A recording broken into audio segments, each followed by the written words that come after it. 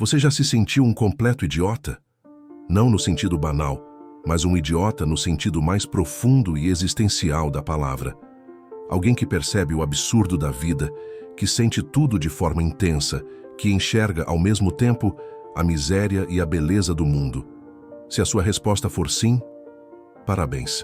Você já tocou, ainda que sem saber, no pensamento de Dostoiévski, o homem que transformou o idiota em um dos arquétipos mais complexos da literatura e da filosofia.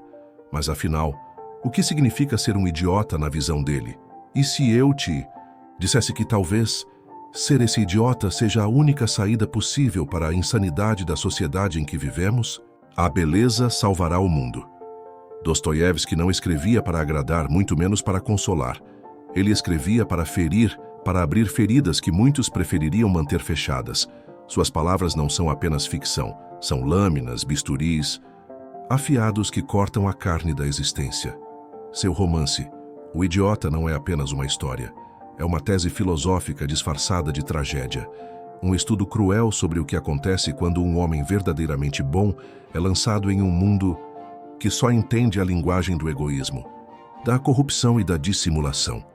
O príncipe Mishkin, protagonista da obra, é o último romântico numa época que já havia trocado a paixão pelo dinheiro, a bondade pelo cálculo e a inocência pela malícia disfarçada de esperteza. Seu erro? Acreditar na pureza do coração em uma sociedade treinada para esmagar tudo aquilo que não pode ser explorado. Aos olhos dos outros, ele não passa de um tolo, um alienígena emocional. Um erro de sistema num jogo programado para recompensar apenas quem sabe trapacear. E é aqui que Dostoiévski nos força a encarar uma pergunta desconfortável e cruel. Quem afinal é o verdadeiro idiota? Aquele que se mantém íntegro e paga o preço por isso? Ou aqueles que vendem a própria alma, traem, manipulam e corrompem para sobreviver? O que torna Mishkin tão incômodo não é só sua ingenuidade, mas sua capacidade quase sobrenatural de sentir a dor alheia. Ele não apenas vê o sofrimento do outro, ele o absorve, carrega como se fosse seu. É aquilo que o filósofo romeno Émile Cioran chamou de o tormento de existir. Essa habilidade devastadora de experimentar a angústia do outro como se fosse uma extensão de si mesmo. E é justamente isso que o torna insuportável para quem vive ao seu redor. Sua presença desmonta defesas, arranca máscaras e destrói ilusões. Ele não acusa, não grita, não impõe nada, mas sua simples existência é um espelho cruel que reflete sem piedade a feiura moral dos outros. Nietzsche, que foi um leitor voraz de Dostoiévski, dizia que ninguém mente tanto quanto o indignado, porque a indignação, muitas vezes, não é uma resposta à injustiça, mas um escudo contra a própria culpa. Mishkin provoca exatamente esse tipo de indignação. Ele é um lembrete vivo de que há algo profundamente errado na maneira como vivemos. E isso, para quem já se acostumou às regras podres do jogo social, é simplesmente insuportável. A trajetória de Mishkin, no fundo, é a de um mártir, mas sem o glamour da santidade. Ele não é venerado, não é admirado, não é sequer compreendido. No máximo é motivo de zombaria, desprezo e, no fim, destruição. Sua bondade não o transforma num herói triunfante, mas num cordeiro levado ao abate. Seu amor pela beleza, sua compaixão ilimitada são vistos como fraquezas perigosas, uma vulnerabilidade que inevitavelmente conduz à tragédia. E o mais perturbador talvez seja isso. Dostoiévski pode estar certo. Talvez este mundo realmente não tenha espaço para os Mishkin, porque a bondade absoluta não apenas desafia o sistema, ela o ameaça. Ela prova silenciosamente que o jogo poderia ser jogado de outra maneira. E quem já aprendeu a vencer trapaceando simplesmente não suporta essa ideia. E nós? Onde nos encaixamos nessa equação? Teríamos coragem de viver como Mishkin? Ou preferiríamos nos juntar à multidão que o ridiculariza? Vivemos numa era onde o cinismo virou sinônimo de inteligência e a frieza emocional é confundida com maturidade. Rimos da ingenuidade, desprezamos a esperança e tratamos o sarcasmo como se fosse prova de sabedoria. Mas Será que essa esperteza toda nos trouxe algo além de um vazio insuportável? Dostoiévski não oferece respostas fáceis.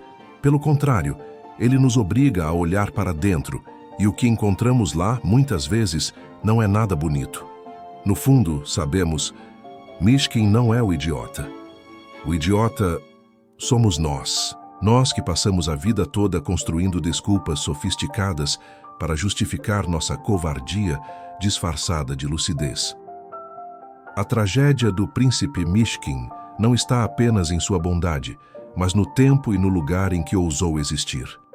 A Rússia do século XIX não era solo fértil para almas puras. Era um campo de batalha febril, onde o velho e o novo travavam um embate silencioso e brutal.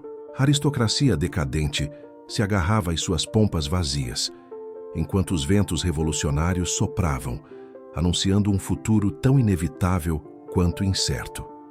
A fé ortodoxa, que por séculos deu sentido à alma russa, começava a desmoronar sob o peso sufocante da modernidade e do niilismo. Foi nesse caldeirão caótico que Dostoiévski forjou seus personagens, seres que carregam as angústias, os medos e as contradições de uma época em colapso. E ninguém compreendia esse colapso melhor do que ele.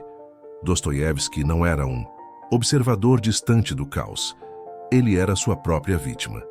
Foi condenado à morte por participar de um grupo de intelectuais subversivos e viu sua execução ser cancelada no último segundo, trocada por anos de trabalhos forçados na Sibéria. Ali, no meio dos criminosos e miseráveis, Dostoiévski encarou as profundezas mais sombrias da alma humana, sem máscaras, sem filtros, sem os disfarces da civilização.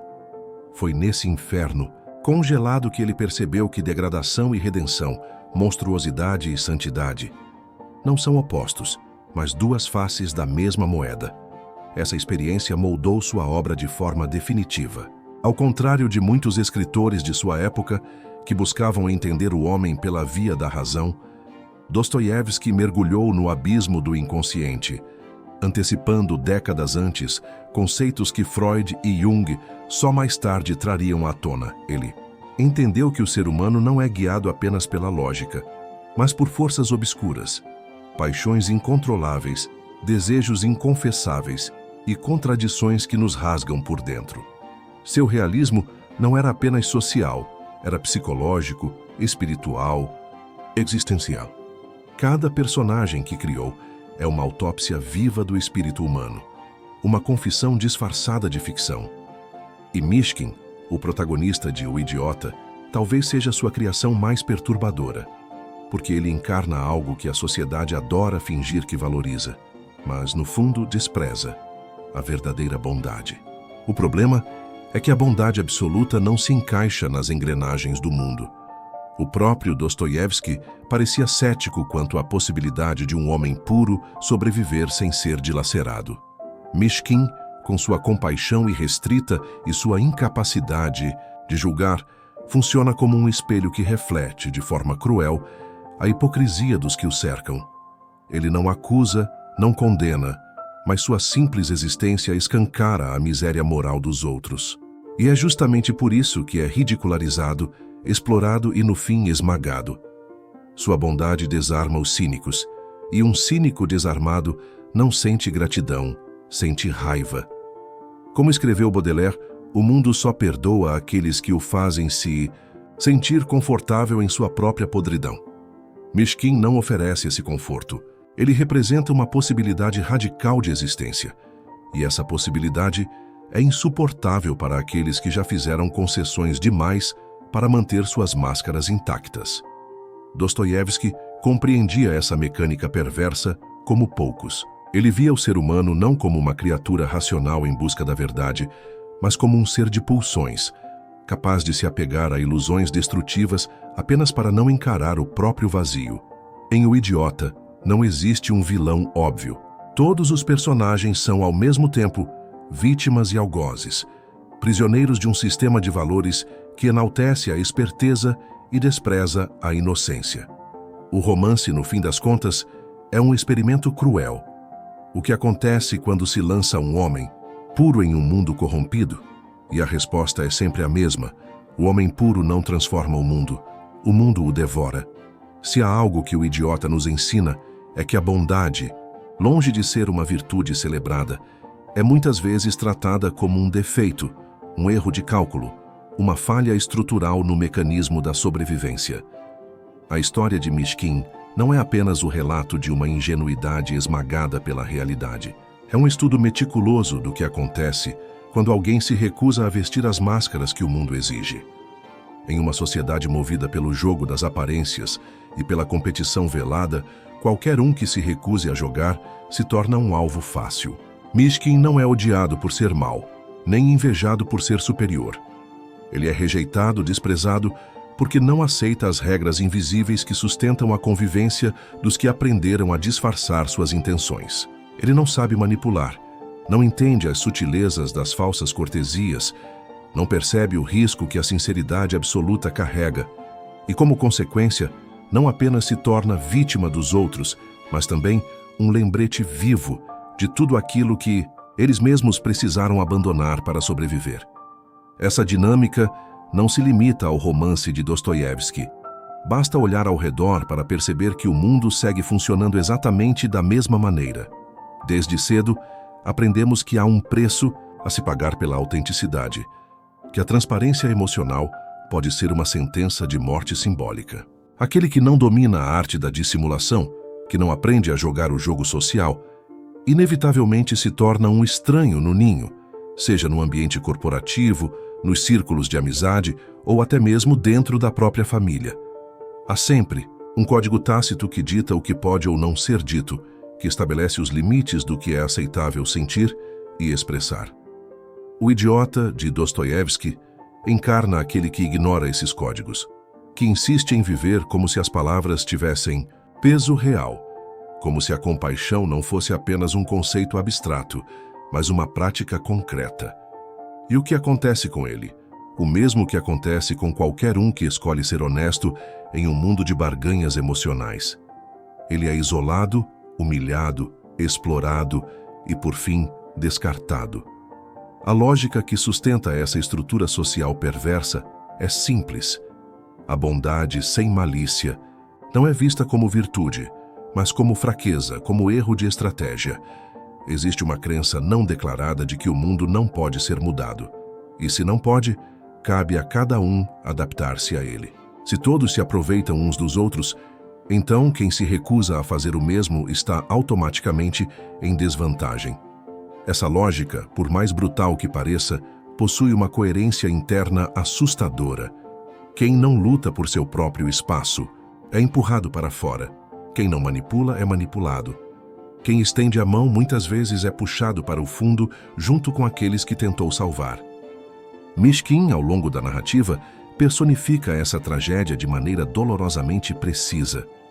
Ele não só é incapaz de compreender os jogos de interesse, como também se recusa obstinadamente a aprender. Sua crença quase ingênua de que a pureza pode triunfar sobre a mesquinhez transforma-o em um sacrifício vivo. Um experimento existencial que Dostoiévski conduz com a precisão de quem conhecia, na própria pele, a crueldade do mundo. E sejamos honestos, essa lógica não mudou com o passar dos séculos. Os idiotas de hoje continuam existindo. Continuam sendo devorados. Eles são aqueles que não conseguem fingir que não se importam, que não sabem modular suas palavras com frieza calculada, que ainda acreditam, contra todas as evidências, que as pessoas podem ser melhores do que realmente são. E o que fazemos com eles?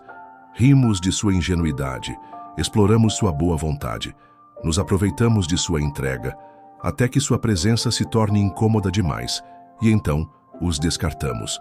Dostoiévski não escreveu O Idiota como uma fábula edificante, tampouco como um conto de redenção. Seu objetivo nunca foi nos convencer de que a pureza venceria no final. Pelo contrário, o romance é um estudo clínico, brutal, cirúrgico, sobre como os justos são triturados pelo cinismo coletivo. A pergunta que fica não é apenas se Mishkin poderia ter sobrevivido. A pergunta real, e infinitamente mais, desconfortável, é: e nós, no lugar dele, faríamos algo diferente? Ou será que, sem perceber, já estamos do outro lado da história, fazendo parte do coro que ajuda a esmagar aqueles que ainda ousam ser verdadeiros? A queda de Mishkin não acontece como um colapso súbito, um golpe repentino e fatal. Ela se desenrola de forma lenta, progressiva, quase inevitável, como um processo de desgaste constante em que sua pureza vai sendo lentamente corroída pelo atrito com um mundo que simplesmente não sabe o que fazer com aquilo que não pode explorar, domesticar ou destruir. Ele não é derrotado por um vilão declarado, nem por uma conspiração elaborada. Sua destruição é consequência natural de existir em um ambiente onde a bondade absoluta não encontra terreno fértil para florescer sem ser esmagada. Mishkin não precisa ser atacado diretamente para ser derrotado. Basta existir, e o resto acontece como um relógio que marcha, implacável, rumo ao colapso final. O grande paradoxo da narrativa é que Mishkin, ao contrário do que seus detratores pensam, não é um tolo no sentido intelectual. Pelo contrário, ele é perspicaz, sensível, profundamente atento às dores e aos conflitos de quem o cerca. Mas sua inteligência não obedece aos parâmetros da astúcia, do cálculo frio, do pragmatismo social que rege as relações humanas. Sua lógica é outra, uma lógica estranha, quase alienígena. Ele acredita de forma radical que a sinceridade deveria ser a base de qualquer relação, que a compaixão deveria guiar as escolhas e que a beleza da alma é capaz de redimir até mesmo os mais corrompidos. E é exatamente essa convicção, essa fé cega na possibilidade do bem, que o condena. Como escreveu Oscar Wilde, ser natural é a mais difícil das poses. Mishkin não posa, não finge, não cria uma persona para se adaptar às expectativas dos outros. Ele simplesmente é. E é justamente isso que o torna insuportável para aqueles que se habituaram a viver por trás de máscaras. Os que cruzam seu caminho não sabem exatamente como reagir. Alguns tentam zombar, outros tentam explorá-lo.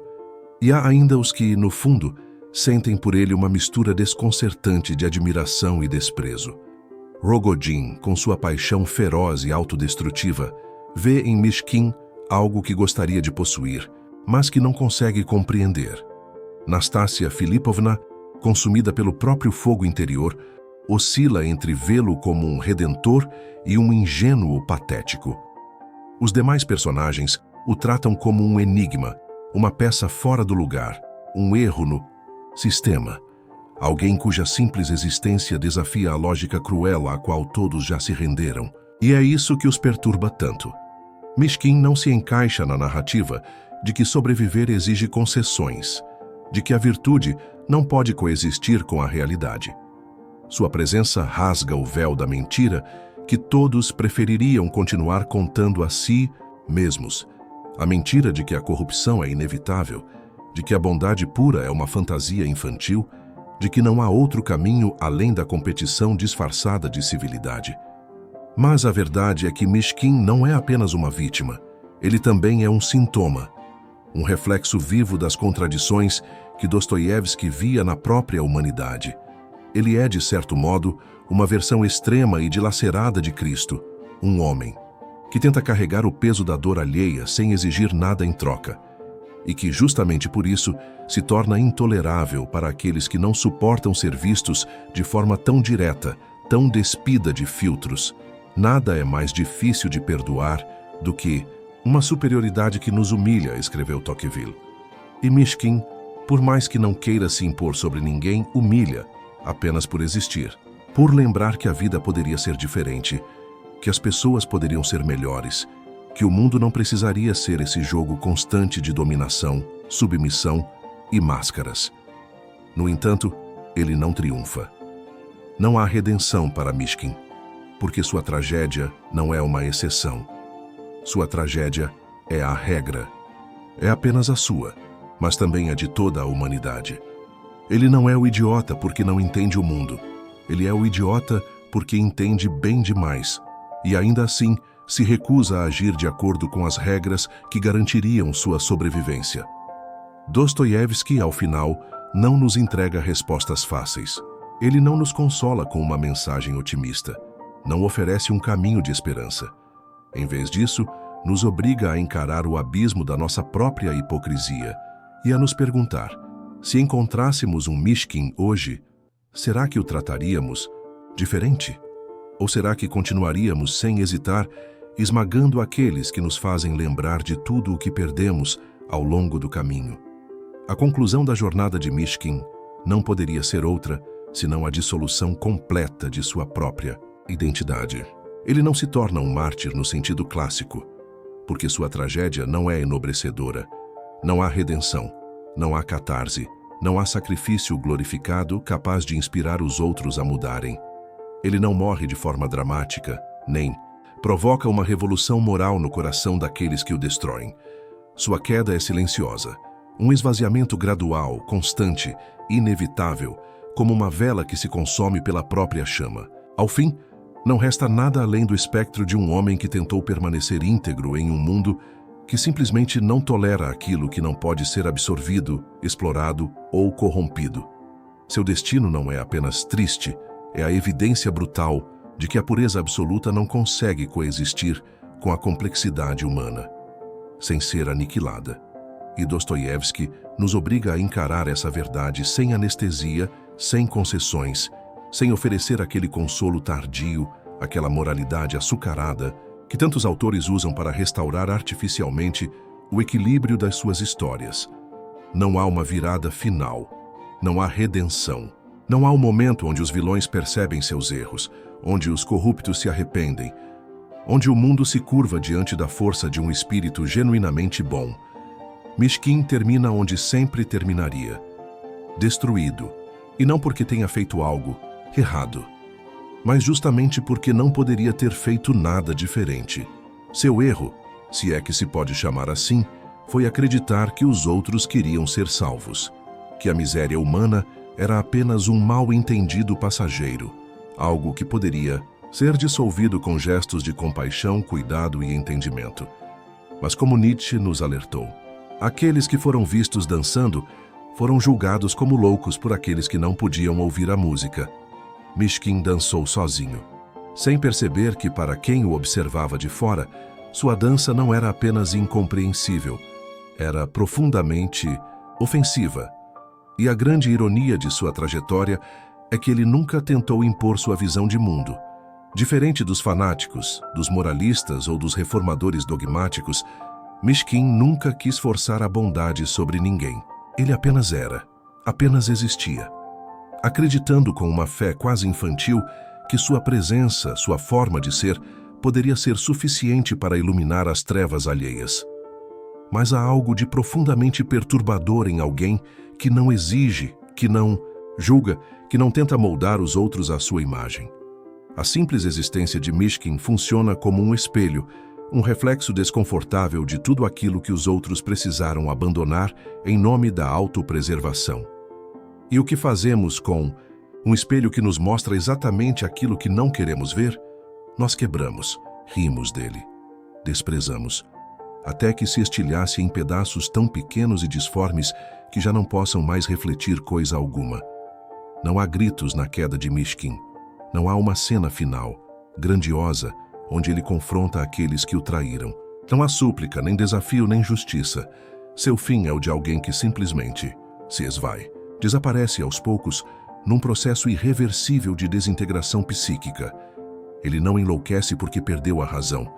Ele enlouquece porque o mundo esmagou sua razão, porque simplesmente não havia mais espaço para ele dentro da lógica perversa que rege a realidade que o cercava.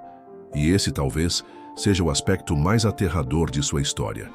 Mishkin não é derrotado por um grande vilão, nem por uma força esmagadora e opressiva. Ele é destruído pelo acúmulo de pequenas indiferenças, de cinismos cotidianos, de desprezos disfarçados de superioridade. Ele é engolido pelo vazio, pelo nada, daqueles que simplesmente não souberam o que fazer com sua existência.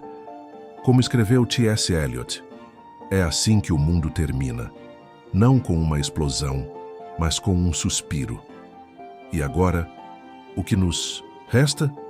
Olhar para Mishkin como um símbolo distante, uma figura trágica de um tempo que já não nos pertence?